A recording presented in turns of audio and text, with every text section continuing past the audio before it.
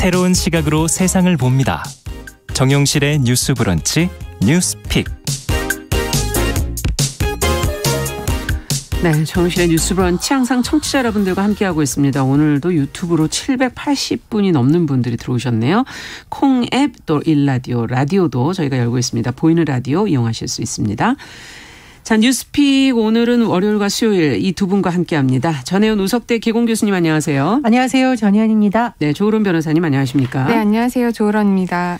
자, 앞서 말씀드렸던 송파구에 국내 최초의 공공산후조리원이 있는데 이 송파구가 이곳 운영을 지금 중단한다고 했다가 번복을 했던 소식이 지금 보도가 됐습니다. 어떤 일이 있었던 것인지 지금 공공산후조리원에 관한 얘기도 오늘 좀 해볼 겸 같이 한번 들여다보겠습니다. 정 교수님께서 좀 정리해 주시겠어요? 예, 송파구에 있는 송파 산모 건강증진센터는요. 우리나라 최초로 문을 연 공공산후조리원의 상징성이 있고요. 네. 그동안 굉장히 호평을 받았습니다. 2014년 문을 열었는데 이 호평을 받기 위해서는 두 가지가 보통 맞아야 되는데 하나는 좀 가격이 너무 비싸면 안 되는 거고요. 공공산후가. 두 번째는 전문적인 서비스가 잘 돼야 되는데 어쨌든 이런 부분에서 산모들 사이에서 입소문이 나면서 굉장히 인기가 많다라고 해요. 송파구민의 경우에는 이 산후조리원을 이용할 때 2주에 190만 원. 네. 왜냐하면 이제 구민들에 대한 할인 혜택이 일부 적용이 되는고요. 다른 지역 주민이 이용할 경우 209만 원이라고 합니다. 그런데 지금 보건복지부에 따르면 서울의 산후조리원의 일반실, 즉 민간에서 운영하는 산후조리원이 2주 평균 요금이 386만 원이에요. 그러니까 가격이 굉장히 차이가 많이 나죠. 그러네요. 그리고 전문 의료진들이 서비스가 좋은 것으로 지금 알려지고 있으니까 60% 정도의 비용에 또 이런 서비스가 있다라고 해서 굉장히 인기가 많았는데요. 그렇겠네요. 7월 19일 홈페이지에 운영 중단이 예정돼서 예약 업무를 중단한다 이렇게 공지를 했다라고 합니다. 그렇다 보니 이 센터를 이용하고 싶던 임산부들의 항의가 줄을 이었고 공지는 내려갔는데요. 언론에서도 이 부분을 주목을 하다 보니 송파구청에서 22일 다시 입장문을 냈습니다. 네. 서강석 송파구청장의 입장을 요약을 해보면 일단 센터 운영 중단 반침을 수립한 적이 없고 다만 인수위 업무 보고 과정에서 센터의 적자가 연간 10억 원씩 누적이 되고 있고 또 이용률이 저조하다는 보고가 있었다고 합니다. 그래서 이 산후조리원 자체를 공공부문으로 운영하는 것이 아니라 민간에 넘기는 것이 좋겠다라는 건의가 인수위 업무보고 과정에서 있었다는 거고요. 네. 이런 부분 때문에 아마 언론 보도가 나온 것으로 안다라는 취지의 설명을 했습니다. 네. 다만 이 송파구 시설관리공단이 이것을 지금 직영하는 방식이라고 하는데 이 부분에 대해서는 전문 의료기관에 위탁하는 방법이 옳지 않나라고 또 구청장의 입장을 밝히기도 했습니다. 네, 지금 아직 어떻게 될지가 뭐 확정됐다고 볼 수 없는 상황이군요.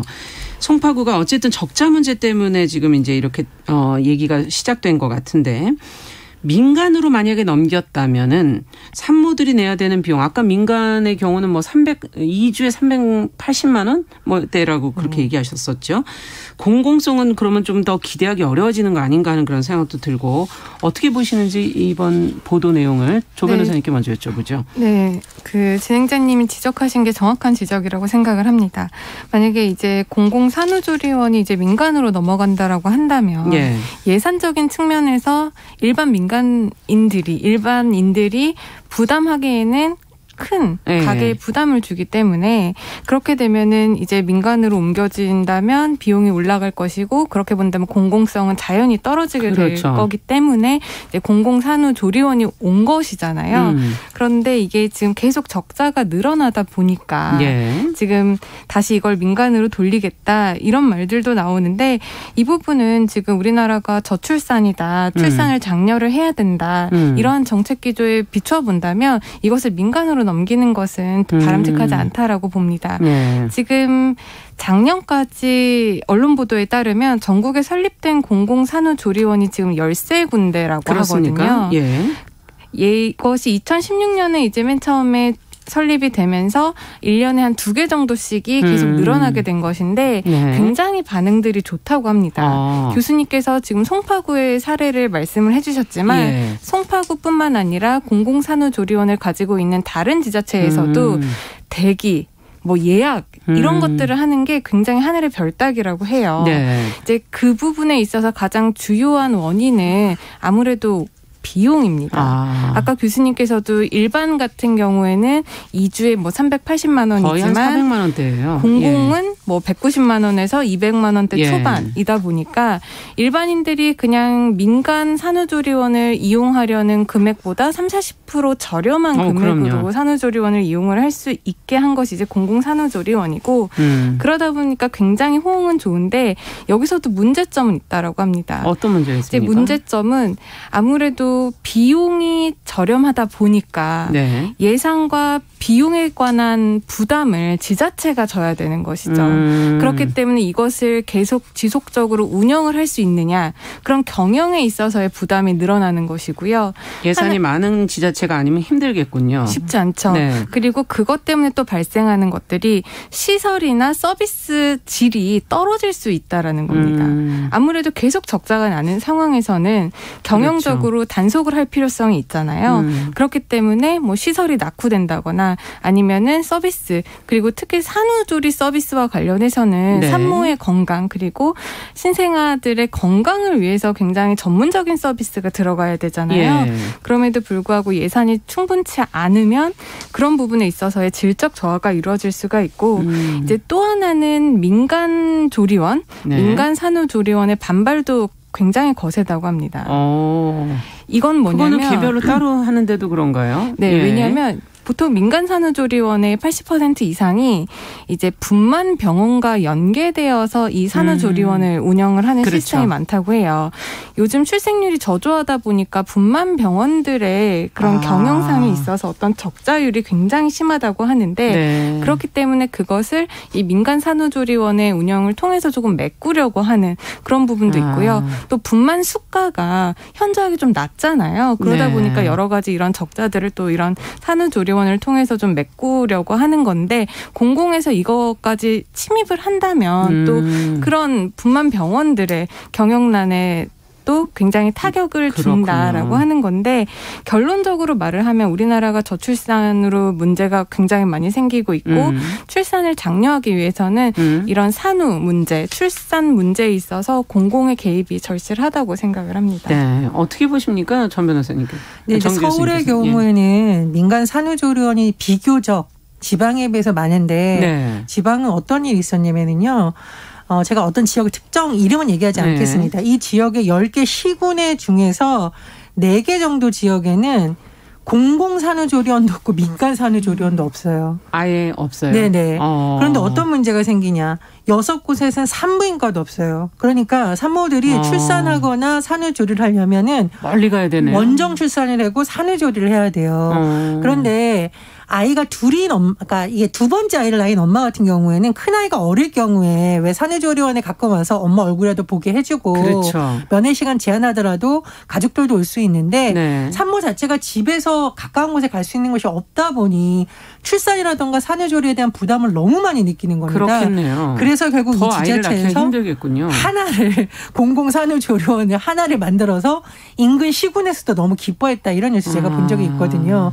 그러니까 이 산후조리원이라는 문제를 사실은 저희가 편의상 적자라는 용어를 쓰고 있지만 복지의 개념으로 본다면 적자 흑자라는 말을 쓰기가 참 애매한 영역입니다. 예전에 저희가 여성가족부의 예산들을 봤을 때 이 저출산 관련 예산이 적지 않은 것으로 알고 있는데요. 그렇습니다. 이제 국가적 저출생 예산이 있고 지방자치제가 하는 건데 일부 지방자치에서는 수당을 주잖아요. 그렇죠. 근데 이제 여성 전문가들이 지적한 부분은 이렇게 수당은 다른 지역으로 가면 끊기고 단기적인 것이기 때문에 인프라를 얘기하는데 그 인프라 중에 하나가 이 산후조리원이거든요. 그런 차원에서 좀 접근을 한다면 어떨까 싶고요.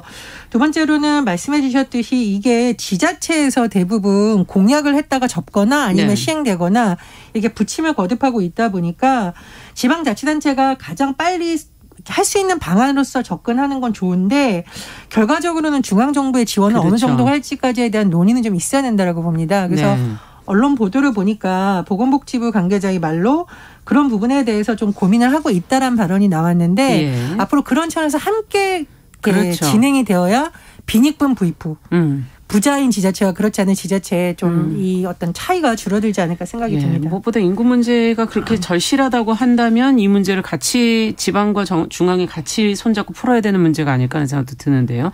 어떻게 보십니까? 이제 조 변호사님, 지금 출생률을 높이기 위한 대책 이것으로서도 저희가 이 문제를 좀 들여다봐야 될 것 같고 이 공공산후조리원이 그러면 어떻게 더 확대해야 될 것인지 뭐 예산의 문제는 그럼 어떻게 하면 좋을지 이런 근본적인 대책들을 두 분이 좀 정리를 해 주시죠. 네. 지금 2018년 그리고 2021년에 통계청이 이제 가구들을 대상으로 조사한 산후조리 실태 조사 결과가 있어요. 네. 그러면 이제 설문 중에 이제 산모의 75%가 지금 산후조리원을 이용한다. 그쵸. 라고 답을 했고 네. 또 51%가 산후조리에 가장 필요한 정책으로 무엇을 뽑았냐고 한다면 산후조리원에 대한 경비 지원을 뽑았습니다. 그렇다고 본다면 지금 대다수의 산모들이 산후조리원을 이용하고 있는 것이 현실이고 또 이 현실에 있어서 가장 부담이 되는 것이 지금 경비라는 겁니다. 맞네요. 네. 그렇기 때문에 이런 부분에 있어서 중앙정부건 지자체건 지원이 있어야 우리나라의 근본적인 문제인 저출산 문제를 해결을 할 수가 있고 네. 그렇기 때문에 이 저출산을 어느 정도 극복하기 위해서 다른 뭐 수당을 준다거나 뭐 다른 바우처를 준다거나 이런 것뿐만 아니라 이 산후조리원의 공공성을 조금 더 강화할 필요가 있지 않을까 생각이 들고요. 네. 이것을 강화하기 위해서는 아까 앵커님도 말씀을 하셨지만 필수적인 게 예산 확충입니다. 네네. 지금 여성가족부의 저출산에 대한 예산 그리고 여성가족부뿐만 아니라 다른 부처에서도 저출산과 관련된 예산들이 많죠. 있는데 네. 그런 것들이 허투루 쓰이는 것이 아니라 정말 필요한 곳에 쓰일 수 있도록 그 부분에 대한 검토가 절실하다고 생각을 합니다. 네, 정 교수님께서는 어떻게 보세요? 이게 그러니까 우리가 지금 출산 휴가 이런 것들은 이제 거의 예외 없이 적용이 다 되고 있잖아요. 네. 그리고 육아에 대한 수당 이런 부분들도 이제 전국에 거의 차이가 없을 정도로 일정 부분은 다 만들어졌는데 아주 장기적으로 보다면 산후조리원도 결국은 국가의 중심으로 운영되는 보편적 복지로 가야 된다는 주장이 많이 제기가 되고 있거든요. 단기간은 어렵지만 그렇죠. 장기적으로는 그렇게 가야 된다고 저도 보고요. 단기적으로 보자면 이게 이제 산후조리원들이 민간도 그렇고 공공도 그렇고 대부분이 홈페이지에 접속해서 선착순으로 되는 방식이잖아요. 근데 이제 일각에서 좀 제기되는 문제는 뭐냐면 이것도 물론 지자체별로 차이가 있어요. 네. 그러니까 취약계층 먼저 하게 해주고 감면해주고 하는 정식이 있는데 저는 이 부분에 대해서도 좀 같이 논의를 해서 일단 세금이 투입되는 만큼 취약계층에게 좀 우선순위를 주는 쪽으로 합의가 돼야 되지 않을까 그런 생각이 듭니다. 네. 네. 자, 더 보완해서 하실 말씀이 있으세요, 조 변호사님? 일단 아까 제가 그 민간 산후조리원과의 그런 반발 의견도 지금 굉장히 거세다고 말씀을 드렸는데 이것은 사실 정부가 주도를 해서 좀 풀어나가야 될 과제라고 생각을 합니다. 이것을 공공으로 해야 할지 아니면 민간에서도 하고 있는 걸 결과적으로는 공공이 어느 정도는 뺏어오게 되는 것이기 때문에 민간의 그런 부담을 우리가 모른 척 할 수는 없습니다. 예. 그렇기 때문에 이것을 정책적으로 어떻게 풀어야 될지 민간과 공공이 어떻게 공생할 수 있는 방안을 찾아야 될지는 정부가 구체적으로 답안을 제시를 해야 되지 않을까 그런 생각이 듭니다. 네. 자, 그러면 이제 두 번째 뉴스로 또 가보도록 하겠습니다. 이제 헌법재판소가 선거 기간 중에 집회나 현수막을 엄격히 제한하는 등의 이제 공직선거법이 위헌이라는 판단을 내렸다고 합니다. 어떤 것들이 위헌이라는 것인지, 그러면 어떻게 앞으로 또 달라지게 되는 것인지, 그리고 이런 판단을 하게 된 배경은 또 어디 있는지 좀 자세히 살펴보도록 하죠. 저희가 이제 법제도가 바뀌는 것은 항상 좀 확인하면서 가야 할 필요가 있다는 생각이 들어서요. 조으론 변호사님께서 좀 정리해 주시겠습니까? 네. 21일 날요. 헌법재판소가 굉장히 많은 판단들을 내렸습니다. 네. 특히 그중에서도 우리가 선거 기간 동안에 선거 운동에 대한 금지 조항들이 굉장히 많잖아요. 그렇죠. 그런데 이 부분과 관련해서 이것이 뭐 정치적 표현의 자유를 억압한다라는 취지로 네. 위헌 아니면 헌법 불합치 결정들을 수차례 지금 이번에 내렸는데요. 네. 내용은 선거의 공정성을 침해하지 않는 범위 내에서 정치적 표현의 자유를 광범위하게 인정을 해야 한다라는 취지입니다.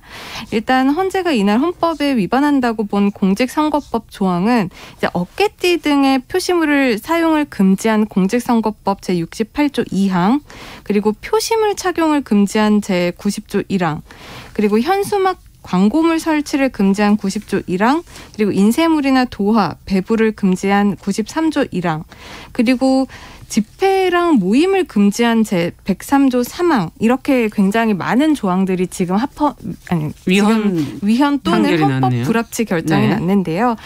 여기에서 이제 헌법재판소가 제시한 논리는 이제 결정들이 굉장히 많지만 그 중에서 헌법재판소의 논리는 조금 간단합니다. 뭡니까? 헌법재판소는 지금 이렇게 선거운동이나 선거운동 방법을 금지한 것이 선거 180일 전부터 선거 당일까지 우리가 좀 금지를 하고 있잖아요. 그렇죠. 그렇다 보니까 이게 너무 좀 장기간이다. 장기간 동안 좀 정치적 표현의 자유를 과도하게 침해하고 있다. 이게 하나고요. 네. 또 예외 없이 뭐 현수막을 붙이면 안 된다, 어깨띠를 착용하면 안 된다, 뭐 표시물 착용을 하면 안 된다, 이렇게 너무 전면적으로 금지를 하고 있는 것도 헌법에 위반된다라는 것이고요. 네. 또 마지막으로는 지금 여기서 거의 다 공직선거법 조항이 누구든지 이런 행위를 하면 금지한다라고 되어 있어요. 그러니까 예외가 그러다 보니까 거군요. 예외가 없이 누구든지 이렇게 하면 안 된다라고 해서 이런 것들이 너무 전면적이고 장기적이고 예외 없이 하는 금지는 과도한 제한이다. 그렇기 때문에 정치적 표현을 금지하는 부분에 있어서 헌법에 위반된다라고 했고요. 그중에서도 지금 집회 모임을 금지한 것은 일단 단순 위헌으로 재판관들의 위헌 의견 6 그리고 합헌 의견 3으로 해서 바로 위헌이 결정이 났습니다. 그런데 그 밖에 뭐 어깨띠라든지 현수막, 표시물, 인쇄물 같은 것들은 일단 헌법 불합치 결정을 내려서 내년 7월까지 입법자들이 좀 법을 개정하라라는 지금 의견을 냈고요. 합헌 결정도 난 것이 있는데 확성기 사용과 관련해서 이제 확성기 사용을 금지하고 있는 선거법 91조 1항이 있습니다. 적법한 선거운동이 아닌 공개나 연설, 대담, 토론에서 지금 확성기를 사용을 금지하고 있는데 이 부분은 지금 합헌으로 되어 있습니다. 이렇게 된다면 지금부터 누구든지 어떤 선거 기간 동안에라도 집회나 시위를 하는 것은 지금 허용이 되게 되는 것이고요. 표시물이나 뭐 인쇄물을 배포한다거나 현수막도 일단은 위헌이긴 하지만 헌법 그 법이 개정이 될 때까지는 일단 법 조항은 살아있는 것입니다. 그리고 확성기 관련해서는 적법한 선거운동이 아닌 한 확성기 사용은 거죠. 금지입니다. 네, 금지인 것으로 결정이 됐고. 자, 지금 뭐 선거 운동과 방법에 대한 여러 가지 지금 내용들이 들어가 있는데 헌재 판단 지금 어떻게 보시는지 정 교수님께서는 들으시면서 어떻게 생각하십니까? 결국은 중요한 건 선거의 공정성. 또 하나는 국민의 정치적 표현의 자유잖아요. 그런데 그동안 선거의 공정성이라는 명분을 내세워서 정치적 표현의 자유를 과도하게 억압해 왔다라는 측면에서 헌재가 이번에 어떤 이런 판단을 내린 거 보고요. 저는 뭐 시의적으로 좀 필요한 부분이라고 생각을 합니다. 그동안 계속 이 문제는 시위 사안뿐만 아니라 인권 관련 단체에서 계속 문제 제기를 했던 부분이거든요. 유권자들이 적극적으로 민주시민으로서 의사표현을 하고 이런 것도 굉장히 중요한 민주주의의 한 작동을 하게 하는 원리인데 너무 침묵을 강요한다 이런 비판이 있었습니다. 아마 헌재도 그런 부분에 대한 여론을 좀 반영할 것이 아닌가 생각이 들고요. 두 번째로 제가 이런 과정에 있어서 목소리를 냈던 분의 의견을 언론 보도에 나서 좀 읽어드리고 싶은데요. 용산 참사 유가족이 이번 헌재 판결에 대해서 입장을 냈습니다. 그 이유는요. 용산 참사 유가족 이충현 씨가 20대 총선에 출마하는 김석현 국민의힘 의원. 이 김석기 의원이 용산 참사 당시 서울경찰청장이었거든요. 그래서 이 사람의 총선 출마를 비판하는 기자회견을 열었는데 어떻게 됐냐면은 2016년 공직선거법 위반 혐의로 기소가 된 바 있습니다. 그래서 이분도 같이 이제 선거법 조항이 위헌이다라고 하면서 전문가들과 함께 헌법소원을 청구한 바가 있어요. 그래서 이분이 이번 헌재의 결정에 대해서 정당한 싸움이 잘못되지 않았다는 것을 다시 한번 확인해 줬다라고 하는데 이 부분도 우리가 한번 좀 들어봐야 될 의견인 것 같아서 제가 전해드립니다. 이런 집회나 시위가 이제 가능해진다는 그런 말씀이신 거죠. 네. 자, 어떻게 보세요? 조 변호사님께서는? 저는 이번에 헌법재판소가 여러 가지 실태나 상황 변화를 잘 받아들인 결정이라고 생각을 하는데요. 네. 일단 우리가 뭐 집회 시위를 금지하고 현수막을 금지하고 표시물을 금지를 하는 게 더 이상 공정한 선거를 위해서 우리가 할 수 있는 행동인 것인가 아니면 그것이 너무 지나치게 표현의 자유를 억압하는 것인가 봤을 때 온라인에서는 지금 다 되잖아요. 네. 게시판이라든지 그렇죠. 어떤 인터넷 홈페이지라든지 이런 데서는 뭐 그런 기간의 자유 그러니까 그런 기간의 제약도 없고요. 누가 할 수 있는지 부분에 대한 제약도 없고 그렇게 온라인에서는 전면적으로 다 되면서 네. 이게 오프라인에서 뭐 표시물을 부착하면 안 된다. 모여서 집회를 하면 안 된다. 네. 이런 것들의 제약이 있었기 때문에 이것은 사실상 형평성에 맞지 않는다고 이제 헌법재판소에서도 본 것 같아요. 네. 그렇기 때문에 헌법재판소에서도 이번에 판시한 내용을 좀 살펴보면 그런 금권 선거를 막기 위해서 이런 공직선거법에 여러 가지 제약 조건들이 있었는데 그렇죠. 이런 것을 금권 선거를 막기 위해서라면 다른 쪽으로 뭐 처벌을 강화한다든지 다른 규제를 써야지 유권자들의 집회나 모임을 금지하는 것이 과연 이렇게 선거의 공정성을 해하는 금권 선거가 될 수 있겠느냐. 네. 이러한 측면에서 헌법재판소가 널리 일반인들, 일반 유권자들의 정치적 표현의 자유를 인정을 해줬다라는 결정에 찬성을 그렇군요. 표하는 바입니다. 네, 지금 근데 그 말씀 속에서 그렇다면 온라인은 다 되고 오프라인은 안 되는 부분이 이렇게 많았다면 온라인에도 규제가 좀 필요한 것은 아닌가? 또 오프라인에 지금 이제 열어주지만 그것이 어느 정도의 일관된 부분은 있어야 되는 거 아닌가 하는 생각도 도리어 들거든요. 어떻게 보십니까? 또 다른 법조항을 또 필요한 부분이 있다고 보시면서. 이제 온라인에서 예. 남을 함부로 비방을 하거나 정치적인 뭐 낙선이나 당선의 목적을 가지고 상대방을 비방하고 모욕하는 부분에 대해서는 지금 처벌 규정이 있습니다. 예. 그렇기 때문에 그렇게 불공정한 선거 운동을 규제를 하는 것은 어느 정도 지금 형사 처벌 규정이 있어서 그런 쪽으로 규제를 하면 되는 것이고요. 네.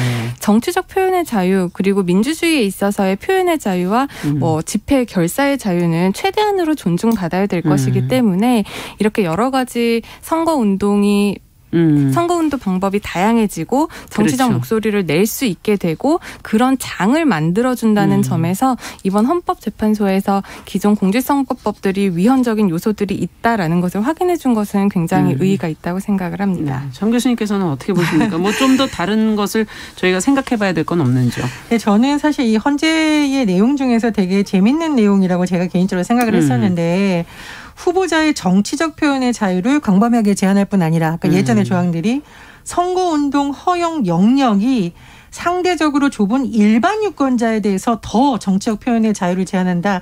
이 말이 저는 왜 마음에 와닿았냐면요. 예. 사실 국회의원들 보면 1년 내내 면책특권 뒤에 숨어가지고 이게 과연 정치적 맞아요. 표현의 자유로 할 말을 1년 내내 하는데 일반 유권자는 이 정도 하는 거 가지고 기소까지 간다라는 건 너무 말도 안 되는 거거든요. 그런 부분에서 저는 선제의 이 조항에도 좀 주목을 했습니다. 그러네요.